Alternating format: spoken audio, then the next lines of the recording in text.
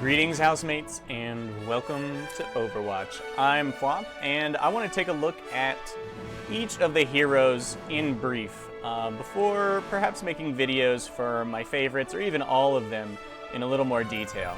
So let's jump right in to the practice range. Here in the practice range, you can pick a hero, you can hot swap between heroes and test out their abilities and stuff, and there's a bunch of little bots doing things. So let's start off at the beginning. Here we have Ginji, the cyber ninja. You know, he's cool, he's got sword, he's got shurikens, he's got another sword. Here's how he works. Ginji is a ranged character, like most characters in the game, but not all. His basic attack is a 3 burst of shurikens, a tri-burst. He either goes fires them off. The alt fire is an arc of 3, which is, you know, a wide fan of 3, where he throws 3 at once. I'm not sure what the arc is that good for, as it's not good enough to catch people. Like, it's not like if there's someone in a hallway, you're gonna catch them if they sidestep. It's a much wider arc than that, but it's more like try and hit multiple people. I don't know. He doesn't fire terribly fast, and he has to reload kind of often, but they do serious damage if you can get them all on point. His jump is enhanced by the ability to climb on walls. That is, if you hold jump and you encounter a wall after jumping, so you just jump and hold, and then you hit a wall, you will scamper up it quite a distance, and he can additionally jump twice, either after wall climbing or after a normal jump, and it's really good. Especially when combined with his Swift Strike. That is, this is his dash ability. It does damage to enemies he hits. It gets you nice and close. And it can also be done in the air. His deflect ability is pretty sick, as it causes you to pull out your sword for 3 seconds or so, and all projectiles that would hit you from the front are bounced in the direction you're facing, not back towards the attacker directly, but wherever you're pointing, which is, you know, better than pointing it right back at him, as it can let you actually lead a target or whatever. And some projectiles are quite slow. Numerous projectiles are slow enough that you could actually react. And lastly, the Dragon Blade. This is his ultimate. So once you've inflicted enough damage or lived long enough, you can unsheath your deadly Dragon Blade and become a melee monstrosity. This replaces your shuriken attack and combos really well with your incredible mobility and your dash attack. Not sure if it powers up your dash attack, but I wouldn't be surprised. It might even power up your deflect attack. But time spent in Dragon Blade is precious, and while the sword strikes aren't instantly lethal, they are very damaging, and you can easily take down squishy people quickly, or tougher people a little bit slower. One note about his dash ability is that when you kill anyone with any other means, it instantly refreshes its cooldown. So it is either a really sick finishing move, because then you can move it again, or it's a nice little use it before you burst someone down with shurikens, or of course the Dragon Blade will make it likely that you score some kills. But he is one of the 3-star difficulty characters to use, so says the game, so says my experience as well. McCree is the gunslinger. He is pretty awesome, not too hard to use, but a lot of other characters have flashier abilities. So when you're looking at McCree, the main thing he has is his Peacekeeper. It is a 6-shot revolver. It is very accurate. It is very powerful. It's, you know, it does a ton of damage, especially on headshots, but doesn't fire too quickly unless you use the alt fire, where he empties the clip, however many bullets are remaining, in a kind of inaccurate, close range, prolonged burst. It takes about a second or two, depending on if it's full or not. Probably a second and a half for a full 6 shots. And of course the damage it inflicts can be severe, but you're not very tough, so if people are right up in your face, you could be in serious trouble. Plus you'll have to reload after that. Fortunately, his shift ability is a combat roll, where he rolls in the direction you're moving, that is forward, backwards, to the side, really quickly, and instantly reloads. It can actually be hard to use it fast enough to gain a benefit after emptying your gun, because he starts reloading really fast. But you definitely can combo it with this wildfire ability to instantly reload, get off 12 shots, and pretty quick, making him very versatile. And of course, this has a cooldown, but often you can just pace yourself and only use the combat roll to reload if you're in a kind of skirmish scenario. If you're sniping from long distance, he's really pretty good, as long as you have the aim to back him up, and reloading as normal is not too bad. He's got a short-range flashbang that stuns enemies. It's really good, and it has a very limited range. It's not like a grenade that travels too far. It's basically an explosion just a couple feet in front of you, but stuns are really sick. It also happens to cancel out some people's ults, or at least cause serious trouble to them, so it's definitely worth keeping in mind. And it combos well with lots of other characters. Lastly, his ultimate is Deadeye. He stands still and he starts to lock on to enemies. He does make an announcement so people know when this is going off. And whenever you decide to fire after he's locked on to as many enemies as you feel like, he will do incredible damage for 1 bullet each to every locked on enemy. It is, I haven't got to use it against other players. It's easy to use against one person, and you're not likely to die. Locking on to more than one person requires either some teamwork, them to be off their game or concerned about or distracted. It's definitely the kind of ult that it requires help to always get the most out of. But against one person, you're probably safe, unless they have some crazy burst ability. Alright, Farah we have. She's like an Archangel rocket launcher, and by Archangel I'm referencing XCOM, as she has hover jets and a rocket launcher. The rocket launcher does really good damage on direct hits, and it does notable splash damage, though not enough to inconvenience the tougher people. Or I guess only enough to inconvenience tougher people. But still enough to wear down lighter armored people. And the burst is good. It's everything you want from a rocket launcher. And she can't hurt herself with it, which is nice. You can hold space while in the air to hover. You do have limited hovering capacity, but it is awesome, especially when combined with her dash ability, which is Jump Jet. So she flies rapidly upward. This is like a it's more like a quadruple powered jump jet. So she flies up about 2 stories, pretty much almost, I would say to like the highest level of the game from like the lowest, maybe 1 short. And then of course you can hover up there and fire rockets down from above. It is awesome. It's sick. It does open you up to be fired against. Fortunately, there are some buildings tall enough that you can kind of hide behind them. And it's great for getting up on top of roofs. You can use it fairly often. The hover jets will let you like roof hop much better than almost anyone else except for Ginji. And it's the perfect place to fire your concussive blast. So this is an explosive rocket that travels quite quickly, and a little bit faster than the rocket, I believe, and knocks enemies around away from the center of the blast. It's really good for blowing enemies off of rooftops. Not that they'll take damage, but it denies them that positioning. And it's really good for knocking enemies off the map if it's an open map. Much better than the rocket. It does a lot of blast, or grouping enemies together. And when enemies are grouped together, her ultimate is the perfect thing. Her ultimate is Barrage. She launches a continuous volley of mini rockets. They do great damage. I think each one is a little less powerful than your standard rocket, but of course you launch like 4 a second for 5 seconds or something. So it's probably the equivalent of like 10 rockets. And it lets you cover a really nice area. It's very hard to escape from unless you have a very specific escape. And if you're floating above, if you're in the air, it actually holds you in place without using your hover jets, which means that you maintain your sweet aerial position to rain death down on people. I've definitely scored a team wipe. It is enough to kill any character and then some. If no one can stand in it, except for perhaps Reinhardt with his shield up.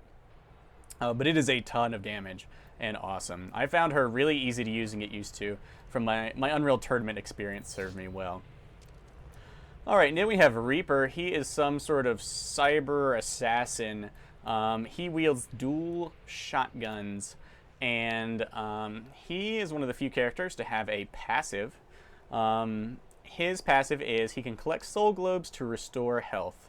So he's got 250 health, which is it's tougher than the lightest. The lowest amount of health is like 150, and the highest is 500 plus armor, which we'll get into later. Basically, he has 250, no armor, and he can restore 20% of his health by picking up a soul globe. That is 50 points every time someone dies. I think on your team or the enemy team. He has Hellfire shotguns. That's his only weapon. They have no alternate fire. They fire short range, spread damage, bursts, and they do a lot of damage at close range. Not like point blank, but you have to be quite... it basically is point blank, let's say. So you might even want to be good at melee with him. But his weapons do very little damage, even at medium distances, so he has to get very close. It's kind of a problem because he's a little slow for a pure shotgun user. To help with that, he has Wraith Form, his shift ability. Causes him to move faster and become invulnerable. Yes, he does not move that much faster. He probably moves at the same walking speed as Tracer, who is obviously quite quick, but it's not enough to really make huge differences. It's best for getting you around a corner or to the center of a room without allowing anything to stop you. Of course, you can't shoot on this form, but you cannot be damaged either, and you look kind of ghostly. I would say it's a tactical, it's more of a strategic tool. It is like, I'm going to close in and assassinate this one character. No one will be able to stop me from getting in a couple shots if I use Wraith Form. Or I'm going to step out this door, the whole team's grouped in the center of the room, and I'll be able to flank them and they can't stop me. Or I'm going to scare people, or I could die here. I'm just going to pop it and it'll give me time to hide behind something. It is not really a dash. It does not increase your speed much, but it does increase what you can do, your flexibility and movement. In a similar vein, he has Shadow Step, teleport to a targeted location. It is not fast. There's kind of a charge up, and then he stands there for a second, and then he pops up in the other area. It's not impossible for enemies to see where you're going either. This is better for strategic positioning as well. It's not something you would use in combat unless you knew you had a couple seconds of safety one way or the other. Still, you can make a step out of combat. If someone can't just instantaneously kill you, you can probably get away using it. And it is kind in how it will teleport you to the top of a building, despite the difficulty, obviously, in the UI of targeting the top of a building from down below. And it does have a decent range.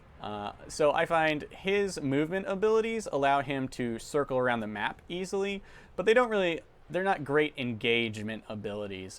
Wraith Form obviously lets you close in, but then you won't have it to escape, and the cooldowns are kind of long. And lastly, he has Death Blossom, where he damages all nearby enemies. This is restricted to the standard range of his shotguns, it seems, but it does do horrific damage to everyone within that range for 4 or 5 seconds. It is easily one of the more damaging abilities in the game. If you can like Wraith Form into the center of a team and unleash it, you can do terrible damage before they can really take you down, since most people don't do a ton of burst damage. I do note that the tooltips say that you can be stunned while doing it, which could be really bad, especially when facing off against McCree. Alright, Soldier 76, he's the guy in the tutorial. He is probably the most standard player in the game, but he is also really good on his own. He's some sort of cyber soldier, and he's a badass. His heavy pulse rifle does significant damage. It's automatic, has a decent sized clip, is accurate at all ranges, perfect for medium range really. If you've ever used anything called a pulse rifle in any game ever, it's like that. Its alternate fire is Helix rockets. There is a cooldown on these. If you see an ability that doesn't have a button associated with it, it's usually the alt fire for your weapon, but it has a cooldown instead of being just like spammable. So this launches a volley of explosive rockets. They move fast. There's 3 little rockets. They're really basically one projectile, and they do a good deal of damage. You can definitely, between the Helix rockets and like a couple rounds from the pulse rifle, like 2 or 3, you can down weak enemies, and they do significant amounts of damage to everything. So he's actually pretty good at taking down tougher enemies or turrets over time. He just can't do it all in one burst. Weaker enemies, though, he can shred pretty fast if your accuracy is really on the ball. His sprint ability is exactly what you've come to expect from first-person shooters like Call of Duty. He pulls his gun up. It prevents you from using helix rockets immediately or firing immediately. He has to kind of like, there's like a half-second delay once you stop sprinting or decide to shoot, with which he has to like reorient his gun. But it's actually incredibly useful, sprint, because so many other characters don't have an ability like this. Some of them have dashes, but the dashes are generally on longer cooldowns. Sprint lets you actually catch up to your team or an objective or get there almost as fast as anybody and or faster. And since it has no cooldown, you can use it all the time whenever you want. It's really important to use sprint because so many other people just don't have it. It's amazing. Biotic field, you deploy a like healing ward type grenade thing, and it heals up everyone in a small radius around it. It is perfect for declaring that this is your cover and you will be behind it for a little while, or for helping out a team. It's fast, the cooldown is pretty fast, and it's very, very useful, and it makes you very tough despite your kind of low health. It can make Soldier 76 really last in a nice tactical fight. And lastly, his ultimate, the Tactical Visor, automatically aims your weapon at targets in view. So what this does is it's all headshots all the time. Basically, it lets you melt weaker enemies and even stronger enemies if they don't have some sort of protection up. It's very deadly. He does kind of announce when he's using it to the other team, so people know kind of to watch out. But when it's going on, it is pretty scary to see Soldier 76 coming at you. It is not a be-all, end-all, and you do have to have the health and endurance to actually like utilize the full time that it is on. Like if you have no health and you use it, it's not going to keep you alive long enough or for the whole duration, and you're going to waste a lot of it. So Soldier 76 requires a bit of tactical thinking, but it's the kind of tactical thinking that first-person shooters have prepared all of us for years. Tracer is fast and weak. Tracer has 150 health, like the lowest in the game, and none of it is armor or shield health, which really puts her at the lowest kind of durability possible. She has pulse pistols. They have one firing mode. They are very short range, kind of like the shotguns, except they're spray weapons. So it's continuous fire instead of burst, which is not a great trade, I would say. However, she has this triple dash ability. It says teleport in the direction you are moving. You can use it in the air. You can use it 3 times. It can hold up to 3 charges, and the charges come back, I think, every 4 or 5 seconds you get a charge back. So it's very likely you can keep a charge on hand at pretty much all times. And this combines really well with your recall ability, which travels you back in time to your previous location, health, ammunition level, and I don't know if it actually resets your blink. But recall is nice because, one, it reloads your gun, and a full burst from your pistols is, it might be enough to take out another person as weak as you. You might be able to take out a support character by fully unloading your weapons. Most characters can do better than that. You're probably going to have to use recall if you want to finish off anyone of even anyone who's not incredibly squishy. And recall can set you back a good 3 seconds, I think, so you could be a long way away with blink. And it's all about how you use recall, I find. Blink lets you flank the enemy team much like Reaper can. You have great strategic movement, but it's also super useful tactically as well to get around, confuse people, and all that. But your true strength does come from your ability to instantly save yourself from rockets or what have you. As long as it doesn't instantly kill you and you react quickly enough, you can recall back.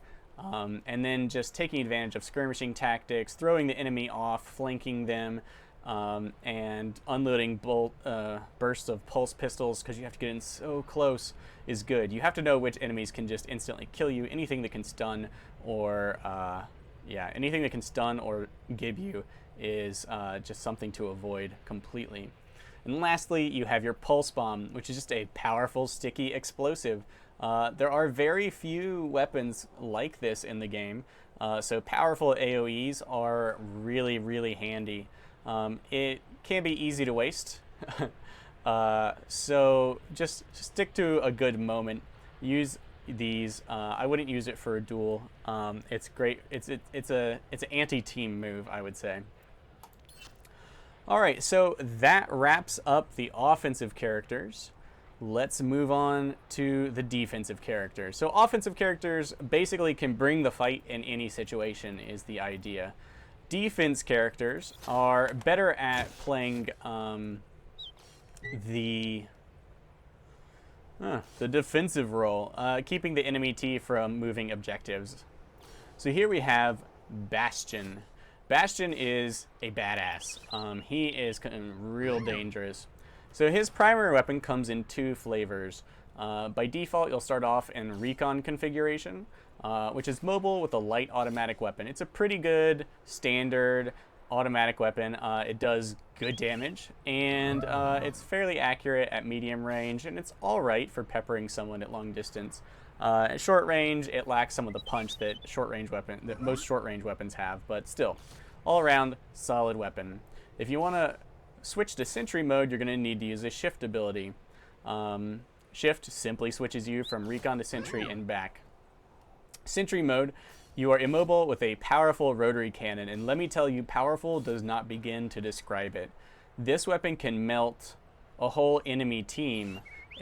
So the recon mode has a 20-round clip. The sentry mode has a 200-round clip and does horrific damage at all ranges. You can't instantly annihilate people at any range, but like a second or two, and anyone will be melted instantly to the ground at short and medium ranges. And at long distance, you can still kill squishy people who sit out too long, or even heavy people who sit out too long. It's just a matter of time. No one can sit out in front of this weapon. It is so brutal, except in a couple extreme circumstances. Your other ability is E. It's a fairly short cooldown, self-repair. You hold it down and it heals you all the way. Matter of fact, it might not even have a cooldown if I recall. The only trick is you need to find a nice time to use it.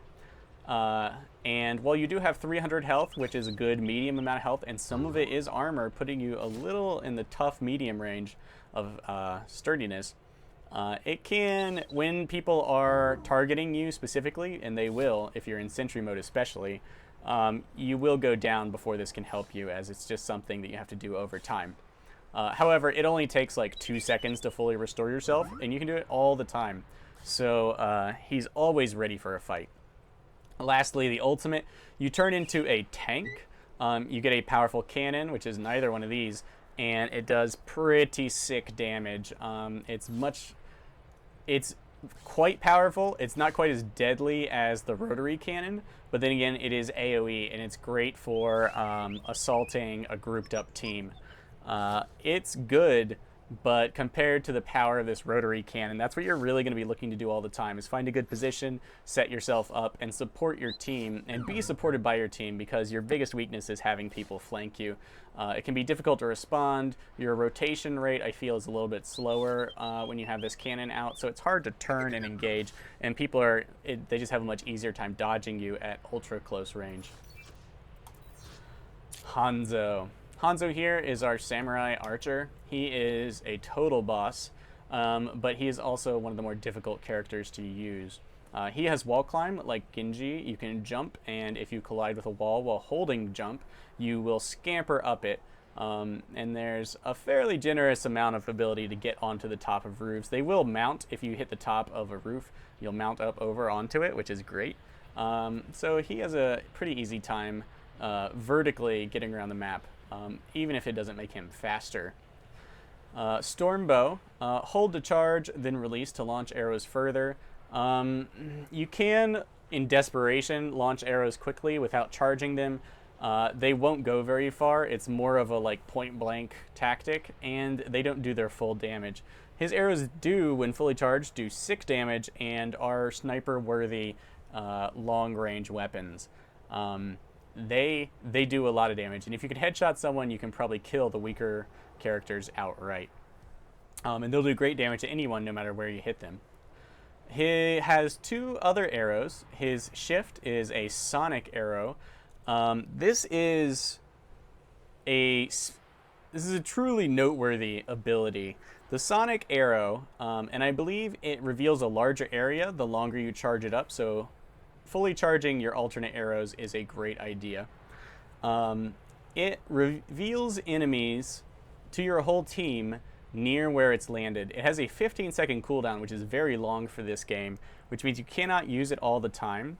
But the ability to see through walls for your whole team, where some characters are, can be incredibly helpful to prevent flanking or to help you determine where to use powerful ultimates or explosives, or where even to just concentrate your force or who you have to watch out for. It's very, very strategically useful, and any Hanzo player should learn to make good use of this. The scatter arrow is basically a kind of seeking frag grenade. What it does is it shrapnels out a bunch of other arrows that actually ricochet, making it incredibly deadly in tight places, and they kind of seek out nearby targets. So if you fire it into a group, you can expect to do horrific damage, especially if it's fully charged. If it's fully charged, it actually shoots out more arrows, which of course increases the damage.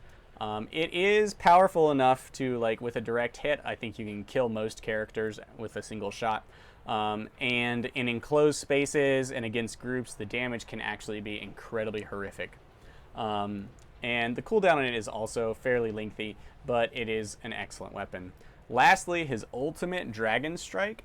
He launches an arrow, and once it passes like point blank range, it transforms into 2 dragons that kind of like create a tube of death that will travel, basically, as far as I can tell, across the whole level. It's good to pick out targets with your sonic arrows, since the dragons pass through terrain. If there's a tube or a cone area in which the enemy team is all grouped or has to pass, what the Dragon Strike does is anyone touched by the dragons, like as the graphic passes through the map, it drains health incredibly quickly. You can survive, especially if you have some sort of like ability to dash to one side or the other, but it is enough to kill almost anyone with one pass, and it is really good for area control. It is just not a point-blank weapon. And I think Sonic Arrow lets you find out where the enemy's grouped and where they might be going. And if you can trap someone in a hallway, they're almost certainly dead. And of course, you can hit any number of targets. So Hanzo is really good, and I think Hanzo players are going to be highly valued on teams for a lot of reasons. Then we have Junkrat. This guy is kind of a maniac. He sounds like the Joker from Batman the Animated Series, so yes. And he has a peg leg, which puts him, I think, a step above everyone. He has a passive, that is, he drops a bunch of bombs on death. It's been the death of me once or twice, and when I played as him, it's killed a couple people once or twice. It's not something, people know how to deal with death grenades. Sometimes people forget, and it is nice for defending objectives because it does a little bit of area denial for your team. He's got a frag launcher. If you've played the demo in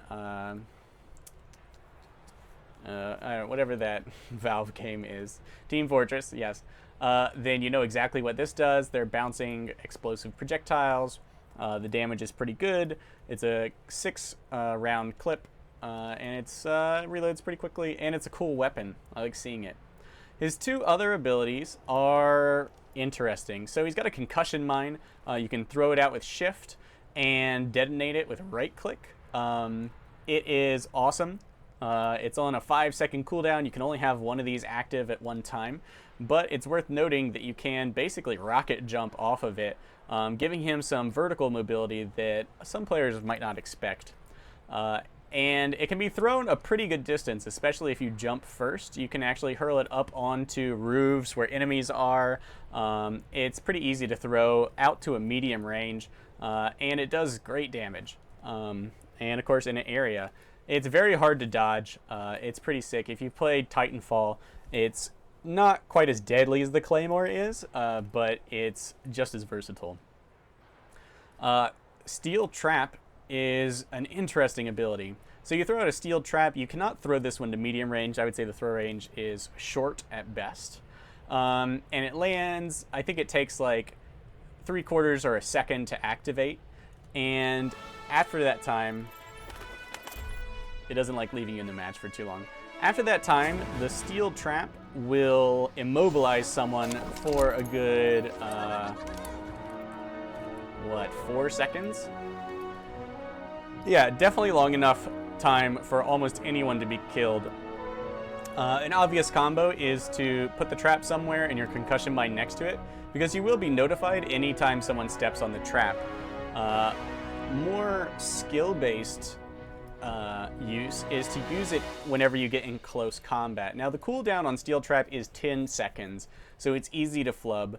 Unless if you're using it as a trap strategically, of course you have all the time in the world basically, and you can only have one. But if you're using it in close quarters combat, I think the best players will find will actually use it to pretty much counter an opponent's mobility. And then of course, if they're caught in your steel trap, even if they kill you, your bomb drops will probably kill them. But I think a high skill cap here for how to use the steel trap. And the concussion mine, nice and easy to use. Also combos well with your frag launcher, since when you're out of rockets, you can throw that. Making him deadly pretty much all the time. And lastly, Rip Tire. You create a drivable projectile. I assume you just stand still while you do it, because you will snap back to yourself. I thought this was a suicide move at first. It's not. You basically take 2 seconds to boot up your tire, and then you get to drive it for a good... I think you can drive it most of the way across a map, or halfway across the larger maps. And when it explodes, it does 6 damage in a pretty large burst. I have definitely triple killed a couple times with it, and you could certainly take it, and it does tons of damage. So an excellent weapon. I feel like it's pretty easy to charge up as well. So all in all, a great ultimate. Any kind of drivable bomb. Just make sure you have cover or teammates or nobody's near you when you pull it off. Because if you're killed before it hits anything, I think it is lost. Alright, here we have Mei. She is a cyber Eskimo? I don't know. Hard to say. Mei is a... they rate it as a very difficult to use character, or her as a very difficult to use character. And I agree. It's not that her abilities are tough to use, it's just they're all very strategic. So her primary weapon has a short-range freeze spray. It slows down and then stuns enemies as you keep it on them. And a long-range icicle launcher. The long-range icicle launcher is great at picking away at people at any range. It's kind of like a low-damage sniper weapon. If you hit him in the head, I mean, it does significant damage. It just does not shoot very fast. And it's moderate damage at best. Any enemy with some kind of durability or healing effect on them is going to outlast your icicle launcher. The short-range spray is pretty good, but it's also not going to kill anyone very fast. She can create an ice wall. You can do this fairly often, and the ice wall is really good at like cutting off a whole hallway against 1 or 2 characters. A whole team can burst down the ice wall pretty quickly because it does have health. But it lasts a significant period of time. It's definitely enough to give you, say, cover against snipers as your team crosses a road. And I have even had 2 Meis wall in my whole team in a defend the objective type area in our start zone. So that was kind of brutal. Of course, we didn't realize there was another way out. And so we all stupidly sat there trying to get past this ice wall, but they did kind of tandem wall us in, and it was impressive to see. She can freeze herself. You become instantly invulnerable when hitting shift, and you heal to your full health. It's about 2 seconds. You can cancel it early if you want, which I think is a nice sneaky way to surprise people and maybe get away if there's a distraction. And otherwise, you know exactly what this does. Just make sure she's always at full health.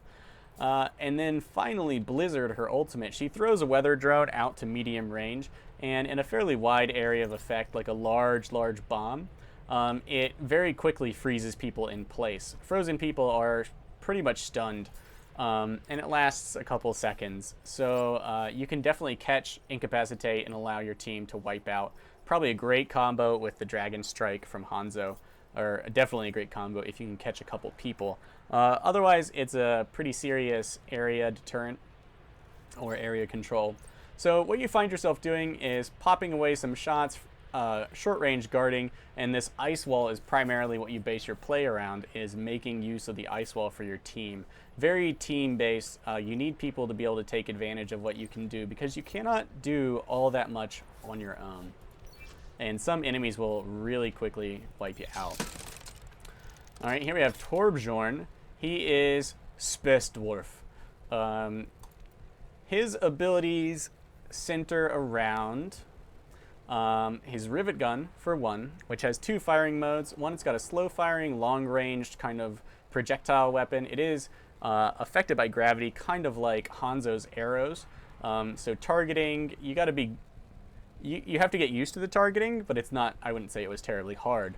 And it does pretty good damage. You can definitely poke away at people, even the toughest ones, and you can pick off low health enemies, but it's not going to it's not going to overcome a serious medium or long ranged character's weapon damage. His short range, however, is an inaccurate but powerful short range weapon. It's a shotgun comparable to Reaper's shotgun damage, and definitely worth keeping in mind. It is actually quite powerful and something you could use all the time. His other weapon, some characters have two weapons, is the Forge Hammer. Swing this to improve your turret or damage an enemy. It does more damage than a normal melee weapon, but I wouldn't say the damage was actually impressive. You're much better off with a shotgun, since you have one. But if you run out of ammo, you could switch to the hammer. The Forge Hammer takes 5 strikes to upgrade a turret from level 1 to level 2, and that is all it can do. So let's talk about the turret. The turret here, press left shift and you'll see a little holographic place where you can deploy a turret wherever you feel like. Turrets have 360-degree rotation range and are very good at detecting enemies that they can actually shoot at any range. The level 1 turrets pretty much suck. They're just a light automatic weapon, similar to Bastion's recon gun. They do some damage and they're quite accurate, and they're good at targeting, but otherwise they are weak and not particularly scary. Upgraded to level 2, however, they have 2 guns. They fire twice as fast, and they become somewhat of a menace, a good addition of firefight. They aren't mobile in any way, and they could definitely cause some issues for the enemy team as long as there are other threats around. Since they're immobile, they're pretty easy to pick off. They have 300 health, which is, you know, a solid, tough, moderate. Yeah, it's definitely a medium health item at level 2. You can only have 1 turret. And let's talk about the ultimate before we go into the armor packs. So Torbjorn's ultimate is Molten Core. It does 2 things. You personally gain attack speed, armor, and I guess that's it. And it also, the second thing it does is upgrade a level 2 turret to level 3. So if you don't have a level 2 turret, not as useful. And of course the level 2 turret takes like 2 seconds to set up the turret, and I would say another 4 seconds to pound it with a hammer. So you do need a little bit of prep time to make use of this, and to make the best use of this weapon, you need a turret to be nearby so that it can actually, or at least engaging enemies. It can be on the other side of the map as long as it's engaging. So the Molten Core, of course, allows you to shoot more quickly, especially good with your shotgun type attack. And the amount of armor you gain is like 300, and of course it is actual armor, which means you take half damage to that. So it does make you quite tough. It's not enough to charge in on a whole enemy team, but one person is going to have major issues against you. And when the turret upgrades, it gets a 5-shot burst light mini rocket launcher. I wouldn't say the damage output is like insane. It's not going to blow away. Like it's much more likely to finish off enemies than it was, but it doesn't become like an ultra powerhouse. You definitely want to use both effects in tandem to get the most out of your ult, because one or the other isn't terribly impressive compared to some other characters' abilities. So lastly, Armor Pack uses Scrap Collector. Scrap Collector is your passive. You collect scrap to gain resources. 25 scrap is dropped by every character that dies, friendly or enemy, and all you have to do is move close and it will fly to you. You can hold 200 scrap total. For 50 scrap, you can make an armor pack that will give you, I think it's 75 or 100 points of heavy armor. Armor health is displayed as yellow, and armor health takes half damage from all attacks. Regular health takes full, and then shield health regenerates if you go without taking damage for a little while. Some characters have an innate amount of armor. This armor pack is really good. It's definitely an extra hit or two survivability on anyone who picks one up, and you can even spam armor packs in front of yourself and pick them up while moving, so it can actually increase your durability in combat, especially when combined with Molten Core. This allows you to get the most out of your Molten Core's duration, and to just keep people just tank while your turret does damage to people, which can allow you to really outlast some other characters if you lure them into an ambush, or to push forward pretty reliably. Plus, since you don't have any healing abilities yourself, it can let you be, you can kind of regenerate your armor with these packs instead of having to look for health or wait for a healer to come to you. So all in all, a nice well-rounded character, kind of complex ability set, but once you get used to using it in action, not too bad. Turret placement is, of course, an art, and you'll just have to work on that on your own, because I am not an artist by any means. The last of our defensive heroes is Widowmaker. She is the true sniper of the group.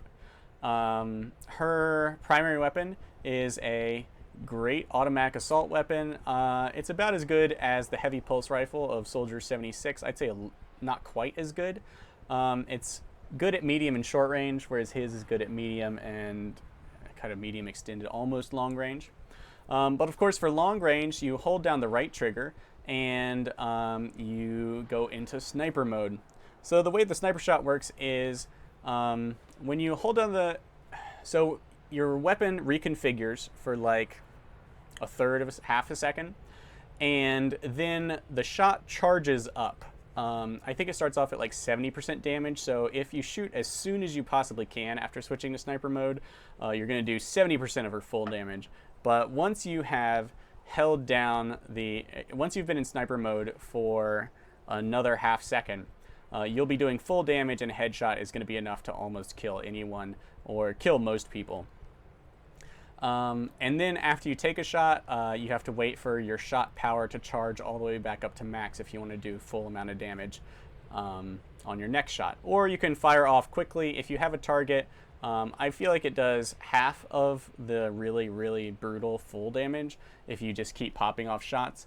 It does have a 30-round clip, and every sniper shot takes 3 rounds, so you run out of ammo significantly faster, or it's about the same speed on either one, because the automatic assault rifle does fire quite quickly. She has a venom mine. You can launch this at short, medium, or even long range if you arc it properly. It does have quite a bit of distance on it, and it poisons anyone it hits in a small radius. When triggered, it causes people to lose health over time. Healers can definitely overcome this, but it's not hard to trigger this on a whole enemy team. It can be kind of difficult to avoid, as it's a pretty quick moving projectile and it has no significant startup time. So it is an excellent addition to anywhere, and it's kind of easy to forget to use it, but it is a great item. It just will not instantly kill someone unless they're weak. It is good for blocking someone's escape route or causing them to die as they pursue, when they try and duck back in a door. It's great use tactically or strategically, and it has a fairly low cooldown. I mean, you can use it more than once a fight, most likely. Her shift is a grappling hook. It'll pull you towards a ledge. I know you can use it up or down, although the restrictions on using it on areas below you I'm not totally sure about. I think there are some. But it does, if you use it to a ledge, you will pop up onto the ledge without mounting. It kind of like scoots you up onto it, which means that you are very good at taking a ledge and maybe even finishing off a lightweight someone. And just a really, really solid item. You can't use it all the time. I think it's got a 5-second cooldown, but it's always there when you need it. And lastly, Infrasight. Provide your team with a view of the enemy's location. Like the Sonic Arrow, those are the two abilities that reveal enemies that you can't normally see. Infrasight will give your whole team the ability to see every enemy's location while it's active, and it lasts for a good 10 or 15 seconds. It is incredibly powerful, even for you.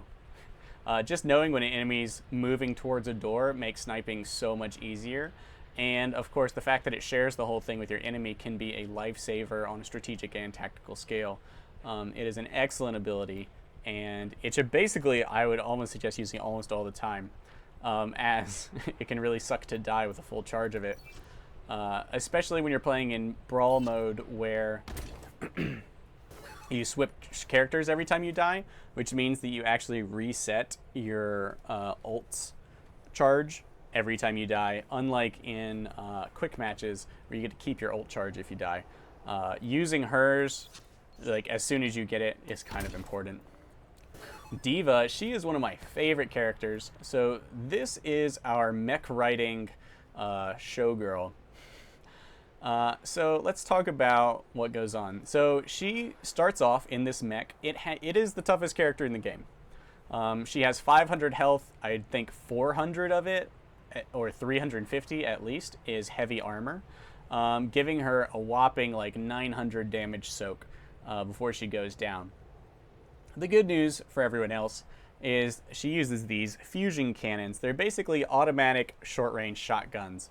They don't do as much damage as other shotgun type weapons, but they do suffer from the range penalty. So she can wear people down. She can wear anyone down because she is so tough.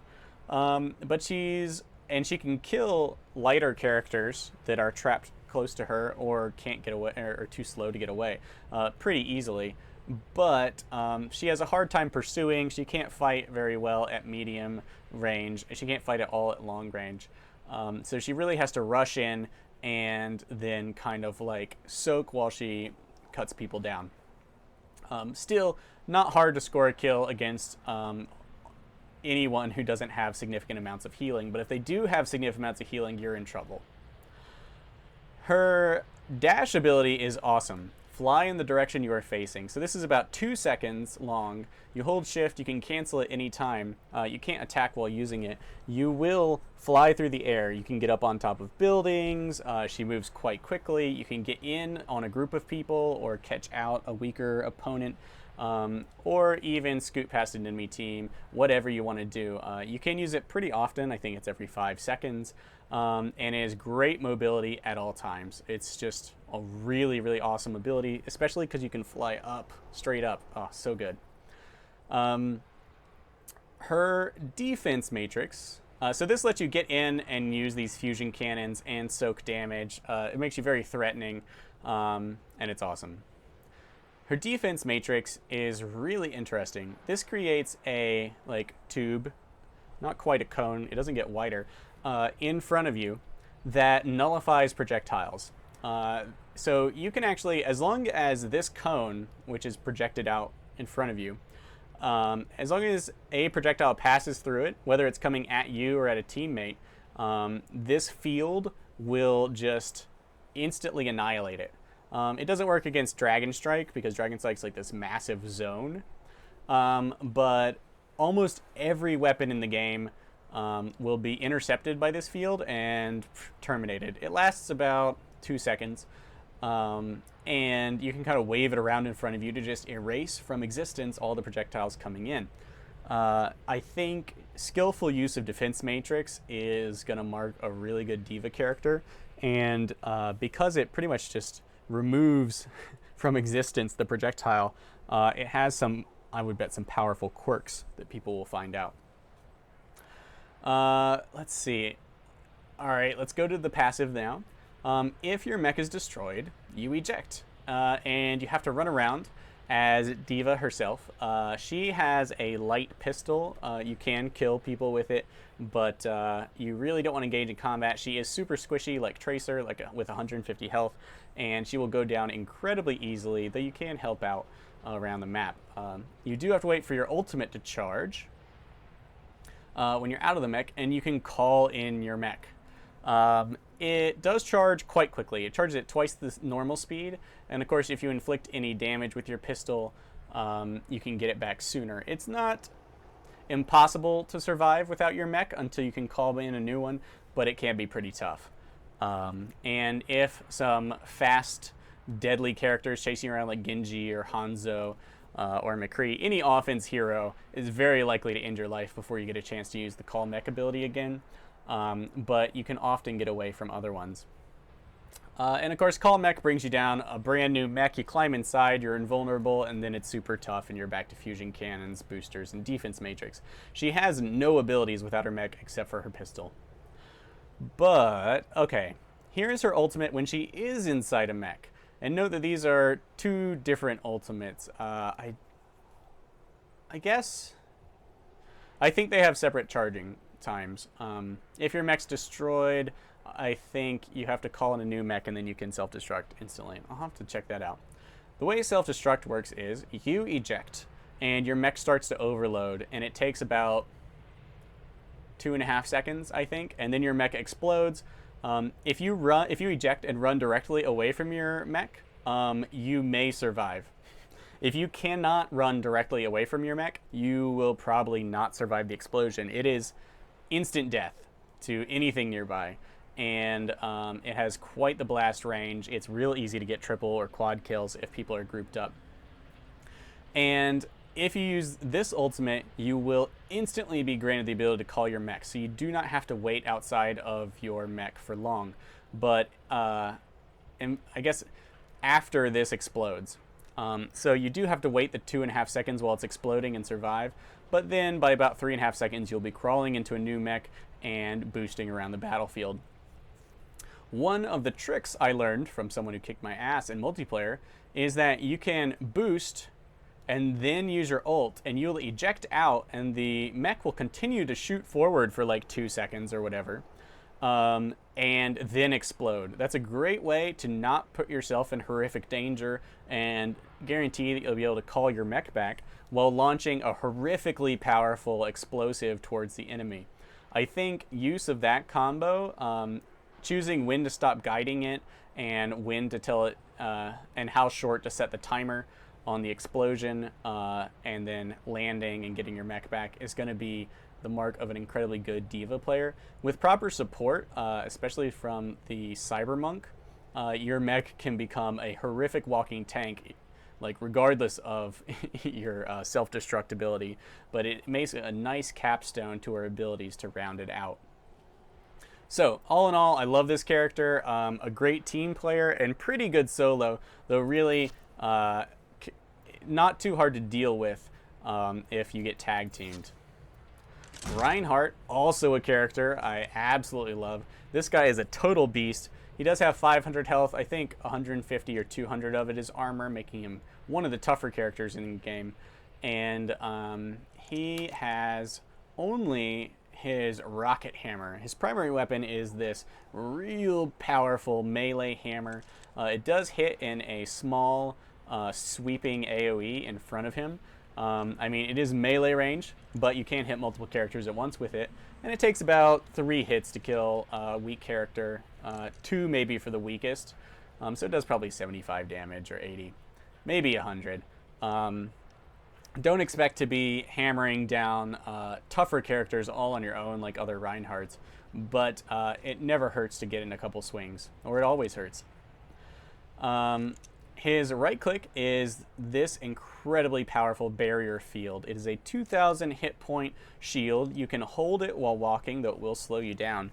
And it's basically a wide shield. If you ever played Unreal Tournament, I forget what the war mode is called. It's much like the Paladin tank. in that you can basically advance across open space with it and quite handily soak up 2 or 3 other characters' firepower, while the rest of your team can shoot through it at them. So it is incredibly strategically useful when pushing objectives or escorting objectives across a map, or engaging teams, period. It's also great in single player, as you can pull it up quite quickly. You can swing and then pull up the shield, and it does regenerate pretty fast while it's down. Really concentrated team assault will blow through it over time, and it doesn't regenerate while you're holding it up. But Reinhardt can be incredibly difficult to deal with, thanks to the shield combo, and of course knowing that if you get close, the hammer. For long distance, he has the Fire Strike. He launches a fiery blast. It's not terribly wide. It's got decent vertical range. It is not horrifically fast, but it's pretty easy to hit people at medium range with, and it passes through opponents, dealing full damage to all of them. It's a pretty sick attack, and it is easily enough to, in 2 hits, kill off weak people, or poke down strong people. You can only use it every 5 seconds, but it is nice to deal with the occasional weakened enemy that you can lead properly, that other characters have taken care of, or to help out other characters or whatever. It's nice to have a ranged option, even if it's only once every 5 seconds. His left shift charge will send you charging across the map until you hit a wall, or for I think it's like 7 seconds. You can go a long distance. You can of course charge at walls to just close distance if you're away from combat. The cooldown is 8 seconds or 10, so you don't get to use it all the time. If you happen to, if an enemy happens to be in your way, you will grapple them, stunning them as you carry them with you, and if you happen to hit a wall, they will take extreme damage. It's enough to kill weaker characters outright. It does a lot of damage to heavier characters. Getting caught by Reinhardt's charge is bad. He does have a second startup, and then it's probably a half second before you could possibly collide with anyone unless they're right in your face. And he can't change his direction once he starts using the ability. So it is not terribly hard to dodge, but with the proper skill or positioning, you can make it much more likely that you're going to grab someone and squish them. Plus, the charge does go quite a ways, so you are very likely to hit a wall. All in all, an excellent ability to use with proper timing. With the right support or distraction, this would be amazing. Like one of Junkrat's traps or McCree's flashbang, the charge can be utterly devastating and take someone out of the fight immediately. Plus, you're really tough, and then swinging that hammer, yeah, it's all good. Finally, his ultimate, Earth Shatter, is very reminiscent of Thrall's Thrall's ult. It basically, in a cone, a pretty good sized cone. It's not terribly wide. It's probably, say, like a third of your visual screen area. It goes out to quite a distance. I would say out to the edge of medium range. It will knock people down and do good damage. Not like murder. It will not murder them, but it will knock them down on their backs, and everyone will take like 2 seconds to stand back up, which is plenty of time to get in some hammer strikes, probably against multiple people. Your positioning here is going to be key. Easily enough time to set someone up for a fire strike and a charge. So with the Earth Shatter, you can knock people down. Anyone who gets knocked down, you could immediately fire strike and then charge, pretty much guaranteeing that they will die, and closing the range for your hammer strike. And of course, whenever you're not doing any of that, keep your barrier field up. And your team will love you and shower healing and praise on you. Reinhardt is awesome. Very powerful. Getting Reinhardt in the brawl mode, where every time you die you get a random hero, is like a godsend on some of the objective-based maps. And it needs to be taken with a couple grains of responsibility on your part. Here's a Roadhog. I instantly had a strong love for Roadhog. He is much like the Butcher, except he's a tank. So Roadhog is a shotgun-wielding beast of a man, or whatever, hog, who has a chain hook and a self-heal. He's pretty simple. He has 600 health, which is the most, of course, but none of it is armor. His shotgun is great. He's only got 4 shots. His alt fire shoots a medium-ranged ball of shrapnel that then explodes into a shotgun burst. It's basically the shotgun, except it doesn't shot until it is, I don't know. Basically, once you end the effective range of your short-range shotgun, you begin the effective range of your alt fire. And they are practically identical. So once you hit medium range, he's really not effective, but he has a nice combo there. Anywhere he can engage perfectly with the proper selection of firing mode at everything short of like medium range. Take a breather is super easy. It's a full heal for him. He can use every 8 seconds. And of course, that's a lot of health he gets back. If you're only fighting 1 or maybe 2 people who don't put out a ton of damage, then this can allow you to just continuously engage. And if you ever take damage, it's easy to pop and it'll be back before you need it again most of the time. It does kind of stun you for like a second while you use it, but otherwise it is super useful. And your left shift is Chain Hook. This has a moderate cooldown of 8, maybe 10 seconds. And it drags a targeted enemy to you from, I would say, medium range. Not exactly medium or shorter. And it stuns them for like a half second, maybe a second. For light enemies, it is death. You get caught by this, 1 shotgun shot is going to end you. There's no escape because you've been caught. You'll be stunned. For tougher enemies, it's nice to take them out of the fight. It doesn't work through Reinhardt's shield. You definitely have to be able to deal damage to him with this attack. It's not... I wouldn't say it's dodgeable. It's easy to avoid. It can be avoided, but it is very quick. The chain hook is awesome. And of course, all the strategic factors of chaining enemies and stunning enemies factor into how to use this. Basically, it's sick. Lastly, whole hog, damage and knockback enemies in front of you. Not much to say about that.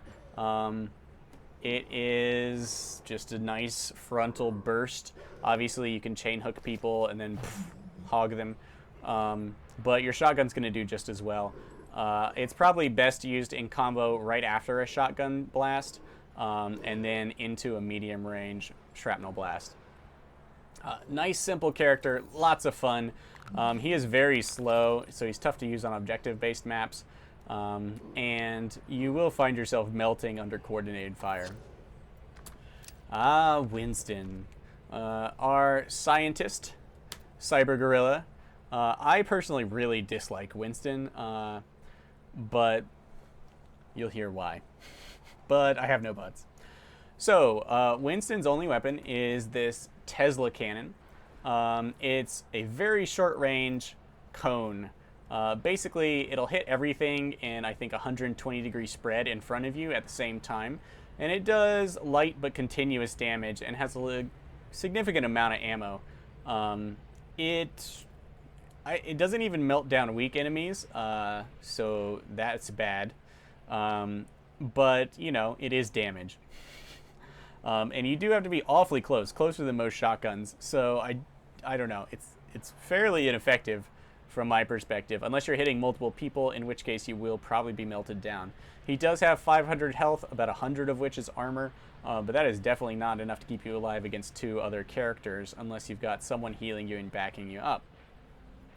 His other offensive ability is his jump pack. Leap forward, and this is like a serious jump. Like, you can jump across I don't know, 20% of the map maybe.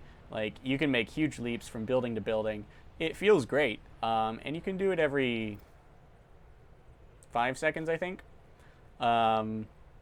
If you land on an enemy, you do deal some damage, not a ton, but some.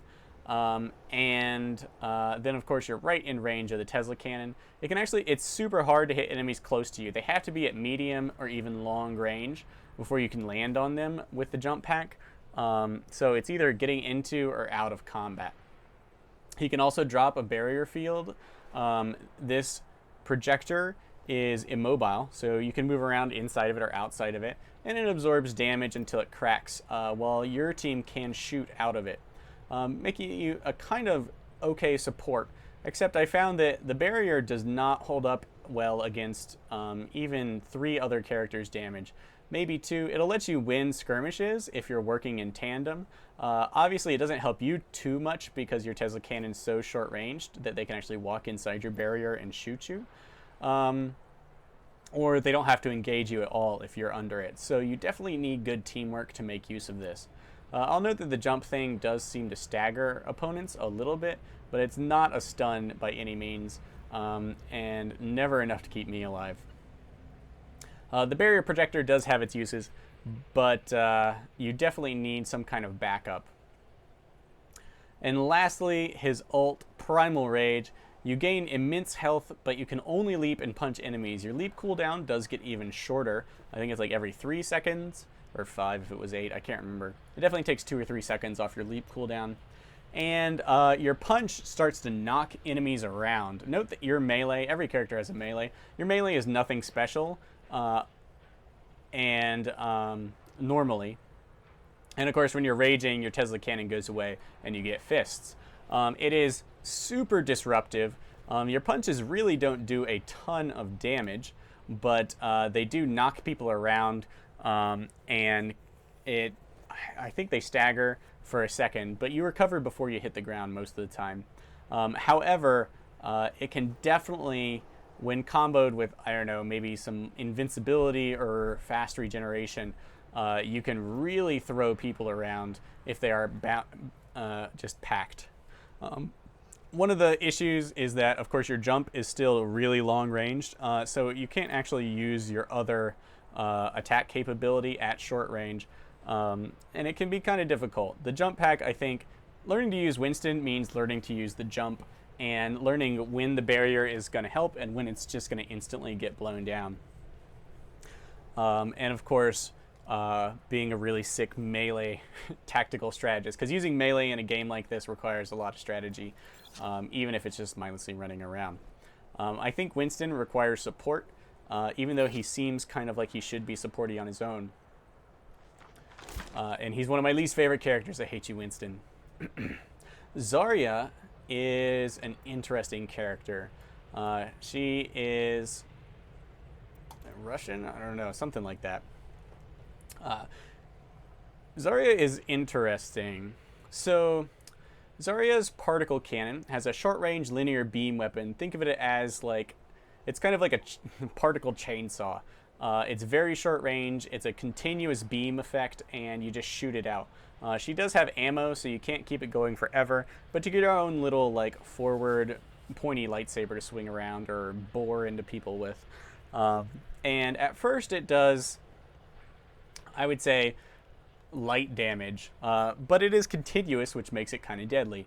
And then her alt fire shoots an energy grenade, which does good damage in a pretty decent blast radius. It's nothing compared to rockets, at least at the beginning of the match, that Farah can launch, but it is a nice bursty thing, and due to its indirect nature, not hard to land on an opponent or two and pepper them, and reloading isn't too much of a chore. Her passive, energy, damage blocked by barriers increases particle cannon damage. Okay, so let's talk about the barriers, but basically you can charge up your particle cannon until it does really good damage with both of its different attacks by using your other abilities. Okay, so projected barrier. Create a damage barrier around an ally. This makes an ally invincible for like 2 seconds. And then particle barrier, create a damage barrier around yourself. This makes you invincible for 2 seconds. These are on separate cooldowns, each 10 seconds, which is kind of long. But the more damage these barriers soak up over the course of, I believe it's 1 life, but it might not actually be. Of course, if you're going to respawn as a different character, you lose your energy bonus. But as these absorb damage, your particle cannon ramps up. The best way to charge these is to have yourself and friends run out in front of a Bastion who is in rotary turret mode in short little skirmishy bursts. This is one of the best ways. You can protect a Widowmaker who is sniping Bastion for the 2 seconds she needs to get her shot off and then get back behind cover. And you can pop out yourself because he can't really afford at medium or long range to be picky about his targets, and you will soak a ton of damage and amp up your particle cannon. There is, if you look at the particle cannon while you're in game, there's an orb inside of it that will grow brighter and brighter and brighter as the damage ramps up. And once it gets to max damage, you have like this fusion beam instead of this little sparkler. And your grenades become really dangerous and something that the whole enemy team has to worry about. Plus the fact that it's like invulnerability, like straight up cannot be harmed. Even if it is only a short duration and your cooldowns are kind of long, just the fact that you have these little invulnerabilities can make you a total pain to deal with. And proper Zarya users can probably deal with a bunch of different situations. Incredibly versatile. She is slow because she has no dash or run abilities, but very, very useful. And I think really skilled Zarya users will be in high demand, like skilled Hanzo characters. So if you want to be a boon to your team, support-wise as well as damage-wise, consider Zarya. Lastly, her ultimate launches a gravity well that pulls enemies to it. It's a large explosion, or it's a large burst effect that kind of incapacitates enemies and draws them into its center and holds them there for a good, I think, 4 seconds. Super effective with, say, Tracer's Quantum Bomb or other AoE attacks like Farah's ult. Graviton Surge is also pretty good for your particle cannon as well. Good solo or in a team situation, the Graviton Surge is capable of doing all the things we love about controlling enemy movement and grouping them together. So all in all, Zarya, a highly effective character at most things, especially when properly supported. So these are tank characters. They're good at soaking damage, whether you're on the move, which defense characters are more at area control, or standing still. So the last group, support characters, are some of the more complex in the game. So first we have Lucio. Lucio is our Rasta skater dubstep bandit. You know, stereotypical, really. But he's still awesome.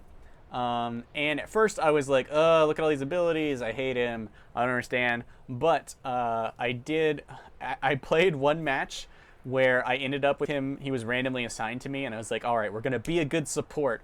And I rocked it. I healed like 70% of the damage our team took. Not 70% of the healing for the team. I healed 70% of the damage the enemy team did to us with this character. He is an amazing team player, especially if your team is good at fighting in groups. Reinhardt especially combos incredibly well with Lucio. So, what does he do? His primary weapon is a sonic amplifier. It shoots little kind of slow-moving projectiles in bursts of 3, much like the shurikens that Ginji throws. And he's got 20 bullets in it, so yeah. You can shoot 6 bursts of 3. They're not too hard to avoid.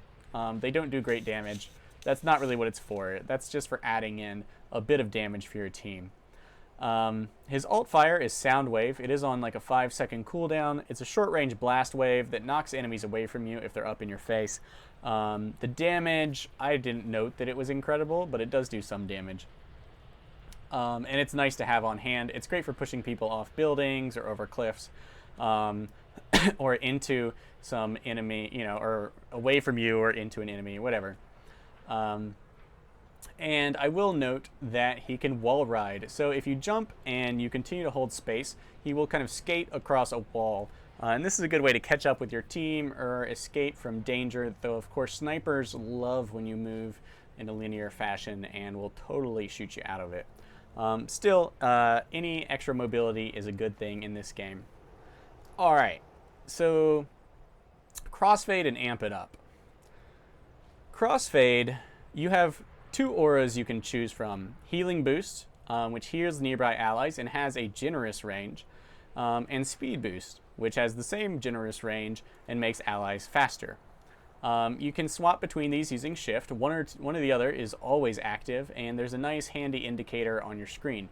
The indicator also shows you, in the center it has a number. That's how many of your allies are being affected by it. So if you're healing, you definitely want to keep that number as high as possible so that you're just spreading out the love. Also note that when you are affected by these boosts as well. So in healing mode, you can constantly regenerate, which actually plays out quite well for me. I have done skirmishes with characters that don't do intense amounts of damage, like Tracer, and you can actually do really well against her, despite your kind of low health. I think it's 200, simply due to the regeneration. And if that weren't enough, you can amp it up. This, I feel like it staggers you for a quarter of a second. There's like a slight while you like slow down. But for a short duration, you can use this every 10 seconds, I believe. And it might be like for 4 or 5 seconds, you heal extra or the speed boost becomes much stronger. So it just makes your crossfade a lot stronger. And it is awesome. You can use this very, regularly. And the effect is very noticeable, significant, and very good. So when your team's really under pressure, it's time to pull out the extra healing, boom, amp it up. Or when you really need to rush towards an objective because, say, a couple of you died really fast, or it's time to really get out, remember that amp it up also affects you, whether it affects anyone else or not. So it can make you really versatile. Of course, what holds you back is that your weapon really just isn't there for bursting down people, but if you need to chase a weak character, then you could amp up your speed boost, and there's no way they could get away because you are definitely the fastest character in the game when amping it up, and especially if you decide to wall ride. So there is a lot of skill to be had mixing up his abilities, switching back and forth, going solo versus supporting a team, but of course he's just not that effective on his own. Still, with good skills against an opponent who wasn't quite as good as you or wasn't prepared, you could definitely take him out. Especially with smart use of Sound Wave to knock them around to take advantage of your speed and healing. Lastly, Sound Barrier. This creates a temporary shield and a large burst around you. You kind of jump up and slam the ground, so there is a little bit of a startup and a little bit of a stagger period for you. But it adds like 600 shields to everyone nearby. And, so that's great. The shields do deteriorate quite quickly over time, so I think they only last like 6 or 7 seconds as they decay. However, combined with crossfade, it is plenty of time for your friends to gain back 200 or 300 health, especially if you have it amped up. And so just the pure synergy between all of these abilities makes him a really powerful support pick. And really not that hard to understand. I found him pretty easy to use once I had a better idea of how things worked. Like, I thought the gun, I had to heal people with it, and that just sucked. Here we have Mercy. Mercy is a angelic medic. And is awesome. Okay, so the way Mercy works, she has 2 different weapons. Primarily you'll be using the Caduceus Staff, Hold left click to heal an ally continuously over time. You don't ever have to let off, so you can just trail around like the scientist from Team Fortress.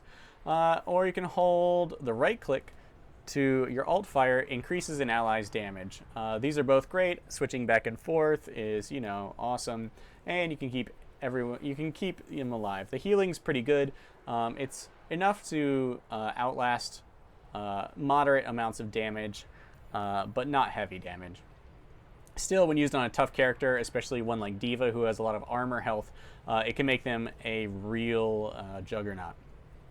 Your other weapon is the Caduceus Blaster. Switching back and forth between these is a very necessary skill for Mercy, because without the Caduceus Blaster you have zero offensive capability whatsoever. It's not very powerful, but you do have to know how to use it. It's about as good as D.Va's weapon when she is outside her mech, so practicing with this will make you better with that if you are interested in learning how to survive without the mech. And in general, just a pretty standard automatic weapon. Holding down the trigger, and this is true for D.Va as well, you fire slightly faster after the weapon is warmed up a couple shots, so it's definitely, you want to use it as an automatic weapon for the most part. Her passive is that she can hold space to fall very slowly. It's more useful than you might think. It's great to glide from the top of one building to another. And it adds just a little bit of mobility if you're up in high spaces, which it can be pretty easy to get to if you have friends in high places. Guardian Angel, you'll see enemies highlighted with it'll actually say shift on a person, and when you're looking directly at a friend, they'll be highlighted with this shift. If you hold down shift, you will simply fly towards them, and you will seek them. No matter what height they're at, you'll just fly up, fly down, fly straight across, whatever. You will just zone in on them, and of course you can use the Caduceus Staff. So you can just kind of float around after people, healing them. Nothing else to do about that. And if you somehow, when you fly up to them, you don't get a place to land, it's good to hold space and then like glide over to a nearby place, and then you can follow them around wherever. But yeah, so you can only fly towards friends, but it is pretty sweet. And then her ult, Resurrect, revive dead teammates. So when someone dies, there's I think it's a 5-second countdown until their body disappears. In that period, you can resurrect them. When I was playing as Mercy, I resurrected 3 characters after the play of the game attack by, who was it? Maybe it was McCree. With his horrifically damaged ult, he mowed down like 3 people, and I got this notification, I think it pops up on the screen that tells you how many people just died, and you just hit Q and boom, they are instantly back in the game. Resurrect is a very powerful skill. It's pretty awesome, and it's not too hard to use effectively. Of course, there are really effective ways to use it, but with a little planning, it could be incredible. Even without, it is not too hard to use. And yeah, really, really good for objectives. Mercy is a solid character, a lot more fun than I would have thought. Symmetra I find kind of difficult to use, but she has some really powerful abilities. She's a very strategic character. Her primary weapon is the Photon Projector, a short-range beam weapon with increasing damage as you hold it onto people. You don't really have to aim once it locks onto people, I think. It's hard to tell, and you don't want to be fighting in close quarters because she is very weak. Note all the support characters have, I think they all have shields to some degree, so they can take light damage and then just regenerate it as long as they avoid further damage in short periods of time, and don't necessarily need much healing themselves. The Photon Projector, yeah, so the short-range beam, you hold it on someone, it damages them. As the damage ramps up, it gets pretty good. If someone else is healing you or protecting you or distracting the enemy, then this can add up to a significant amount of damage and help you take people down. The alt fire, you hold the right mouse button to charge up an orb you can release whenever you want, and it fires a slow-moving, kind of weaving projectile down a straight path. So it'll kind of serpentine towards wherever you shot. It's good for damaging immobile targets, but it's nothing too special. It's a prime target for being eliminated by D.Va's projectile interception ability, defensive matrix. But hey, it's there. You can use it. It's your only long range attack, but it's not too bad against things that can't move or down hallways. It's more area denial or suppression than anything else. Your shift ability puts down sentry turrets. These things have they have very short range. They're best for ambushing someone who just walked through a door, and say you put them up on the wall around the door with like 3 of them. They don't do a ton of damage. They're easy to destroy. So they're really kind of strategic ambush weapons, strategic annoyance weapons.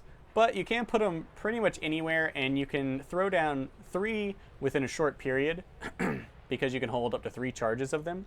And you can have 6 deployed at one time, which means that there can just be a bunch of these lying around the map in weird places, poking enemies. I'm not sure if they tell you when they're attacking stuff. That would actually make them really good if they revealed enemies when they started attacking them, or somehow notified you. Because that would really help. You're definitely told when they're destroyed, and that may be really the best thing about the ability, is that if you put one by a doorway, you'll know when someone walks through it. Or you can put them in a hallway, and whoever decides to come down there will have to destroy them all, slowing them down a little bit, maybe causing a little bit of pain, but making you aware of their presence. Yeah, so learning to use sentry turrets is what's going to make you enjoy playing Symmetra. Probably also the orb. The skill involved there is going to be what makes her worth playing, I believe, as your short-range game is always going to be limited by your incredible low health. And the Photon Shield is nice, but not terribly interesting. It's once per spawn. You can give an ally 25 shield health. I believe, it is shield health. I believe it regenerates as long as you don't die. But, so yeah, I think that's how it works. It is interesting. Just spam this on all of your teammates, as it has like 0 cooldown at the beginning of a match. And everyone is just a little bit tougher. And maybe as long as they don't die, that does regenerate. Although when you are given health, I believe it just says plus 25 health. But it does look blue on the health bar, so I assume that it regenerates. It's hard to tell how much difference it really makes, but it is nice. It doesn't hurt, that's for sure. And lastly, your ultimate is a permanent teleporter that you can deploy. It opens up a portal in the spawn room. People can walk right through it from your spawn to wherever your teleporter is, and obviously it is incredibly strategically useful. In some maps and situations, this teleporter is worth more than anything else she could possibly do, or even another character. You have to use your ult to be of a significant benefit to your team as Symmetra, I think. So staying alive, dealing little bits of damage. Note your sentry turret's damage does not actually charge your ult, unfortunately. Unlike Tormajorn's sentry turret, which does charge his ult when it deals damage, you have to either wait it out or deal damage with these orbs. So that's your game. That is your game. Learn to play it. She is pretty tough to use, and of course she is really supporty. You need other characters doing well in other areas of the game, or you're gonna have a bad game. And finally we have Zenyatta, the Robo Monk. He is awesome. He was originally my favorite support. I think Lucio is really good. I would give Lucio a tie for like favorite support. Zenyatta, it says he is difficult to use. I did not find him terribly difficult to use. Let me tell you how it works. Alright, so he's got, I think, 9 orbs that float around him. That's his ammunition for his basic attack. It's an energy projectile. You throw out the orb. It's pretty fast, but not instantaneous. And it does good damage, actually. I would say he has definitely he deals the best damage out of all the supports. Although it is hard to tell because Lucio's weapon is a 3 burst shot. It can be kind of hard to tell how much damage he could do if you could hit with all of them because they're slow moving. Either way, Zenyatta has the best primary attack, and definitely 2 or 3 headshots is enough to kill weaker characters and put a serious dent in even the heaviest characters. And then you can also right-click charge to release additional projectiles. I need to play around with this more, but that's not bad addition to his already good ranged game, as these do make decent sniping weapons. They're great at medium or long range. At short range, the rate of fire and the damage output probably aren't enough to save you, since you have, I think, 100 shield health and 50 normal health, making you one of the squishiest characters in the game. His shift ability, Orb of Harmony, launches an orb and an ally to heal them. This doesn't come from your standard supply of orbs, it's a special orb, and it sticks to that ally, causing constant regeneration. It is awesome. On a character like D.Va, you can be on the other side of walls. As long as you're within I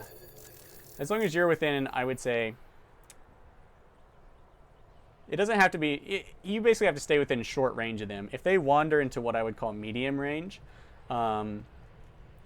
then you'll get your orb back, and then you can put it on another teammate. But there's no downside to having that orb out in play, and lots of benefits. It is awesome, and on characters that have armor, it is really, really powerful. I especially like putting it on D.Va or Reinhardt or Zarya, as it just causes health to come back quite quickly, and if they're not taking horrific amounts of damage, they'll just stay alive forever, as long as you stay somewhere nearby, and you can kind of hide. Your other ability, Orb of Discord, marks an enemy to take 25% more damage, I think, maybe 50. It's significant, and of course, your own attacks are not chop liver. So when combined with Orb of Discord, you can easily down weak characters with 2 or 3 shots, and stronger characters will simply melt under concentrated fire. Anyone who does extra damage should follow you around and wait for that Orb of Discord. It also marks them for everyone to see with this yin-yang minus symbol, and is really nice. Plus, since you can really rapidly shift around these orbs, like there is no cooldown on shifting them from one target to another, you can very quickly heal people up to full health and then lock the orb onto your tankiest character or whoever's taking point. The orb is actually really good for allowing the weaker offense heroes to stay alive while they skirmish. And then for a big group fight, attaching it to your main tank or whoever's soaking damage is great. I don't believe it heals you when you recall it to yourself, but I've kind of been suspicious about whether you regenerate or not. He just has so little health that doesn't regenerate because it's shields. It's hard to tell. Note that, of course, you can regenerate other people's shields. You don't have to wait for them to regenerate because they're shields. But either way, there's just a lot of regeneration going on. Finally, his ult, Transcendence. It's not hard to build up to your ult because of the sick damage you can do with your orbs, and the Orb of Discord, of course, increases damage, which might actually increase everyone's rate of charge.